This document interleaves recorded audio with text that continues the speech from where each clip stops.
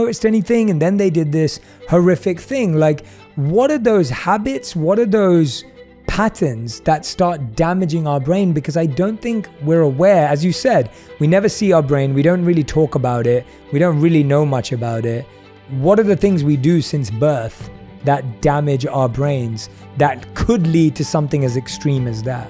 Well, even before birth. Yes. So since marijuana has been legalized in many states, babies born with marijuana in their bodies has gone up 1,700%. I mean, it's a ridiculous amount. So even before you're born, what happens in utero can damage the trajectory of your life. They have more behavior problems, they have more attention problems, they have less empathy for other people. And then, as you go through life, this standard American diet is damaging brains. You talked about how healthy your diet has been. I follow this guy on TikTok. For some reason, my TikToks has gone crazy.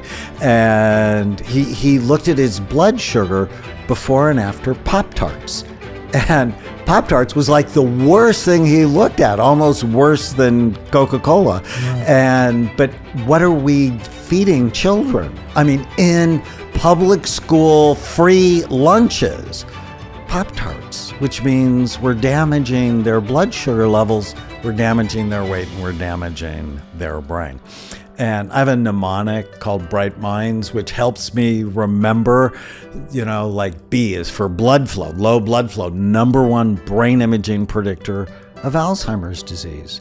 So Netflix, right? Not in front of the TV too often, not exercising, that damages your brain. Probably the number one thing that causes brain trouble. Your brain is soft, about the consistency of soft butter. Your skull is really hard and has sharp, bony ridges. Mild traumatic brain injuries ruin people's lives. If you said, hey, Daniel, single most important thing from 210,000 scans, mild traumatic brain injuries. Don't let your kids. Physical, right? From snowboarding, falling off a horse, football, soccer, hockey. Physical abuse too, I guess. Domestic violence. Physical abuse will do it. Falls, car accidents, and people are texting and driving and texting and walking. And there's 3 million new concussions every year in the United States, which means over the last 30 years, there have been 90 million people that have had concussions. It's very common and a common cause of depression, homelessness, addiction, suicide, panic attacks, ADHD. Wow. Yeah, I mean, when you spell it out that clearly, I think what I love about you is, I think the 2 times I have done an interview with you, and then when I was with you, I just go away going, I need to do something for my brain. I need to figure it out, right? And it's a good thing. Like, I enjoyed that healthy sense of an awakening and a healthy sense of fear, because I think we are so scared of being scared in society today. Like, we don't want to listen to the truth because it's scary, it's inconvenient, it forces us to change something. If someone could do something starting tomorrow, what is the thing that someone could do waking up tomorrow that could be better for their brain? What would you say that is? Well, in You Happier, I talk a lot about the tiny habits, the smallest things that'll make the biggest difference. And brain and mental health, it's a daily practice. Just like physical health, right? As I said, you look really great. That's a daily practice, right? You just don't do that one day a week. You do it every day. If you want a really great brain and a really great mind, they're habits every day. And some of my favorite every day, is this good for my brain or bad for it? I just, like, when my daughter, she turned 19 yesterday. Oh, happy birthday to her. And when she was little, we played Chloe's game. And Chloe's game was, is this good for your brain or bad for it? Frozen blueberries. Oh, 2 thumbs up. God's candy. Or Avocados. Oh, 2 thumbs up. God's butter. Hitting your head with a soccer ball. No, very stupid. Thumbs down. Right. And so just playing with her with that question that takes 3 seconds, right? I mean, it doesn't take long. And people go, well, what's good and what's bad?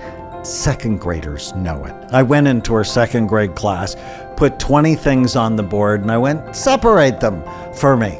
And they got 19 out of 20 right. So they got a 95%.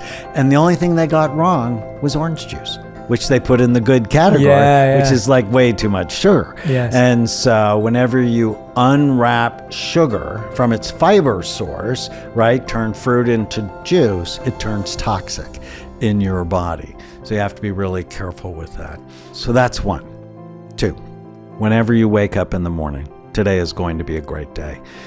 You have to nudge your brain, right? We have a conscious mind, we have an unconscious mind, we have a self-image, and your subconscious is paying attention to the words that the conscious mind is saying.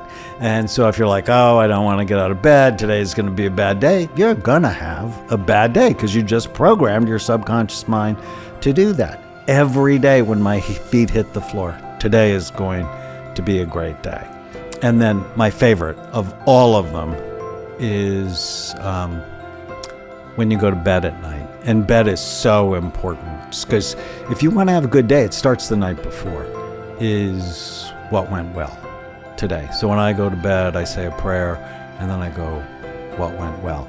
And I go on a treasure hunt because I'm purposefully looking for what are the right things that happened. And I look for the micro moments, like what's the smallest thing? And for me, where I live, I see a lot of hummingbirds and butterflies, and I just focus on them.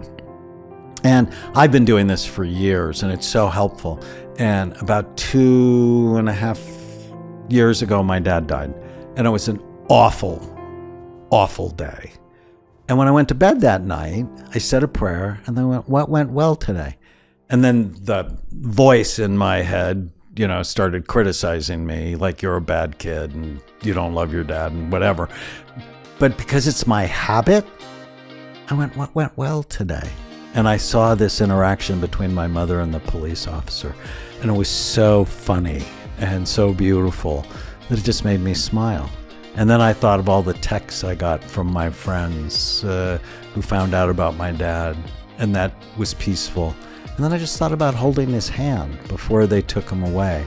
And I went to sleep because I'm mastering my mind and not being a victim of the situation. It didn't mean I didn't grieve. I still grieve. I still miss him.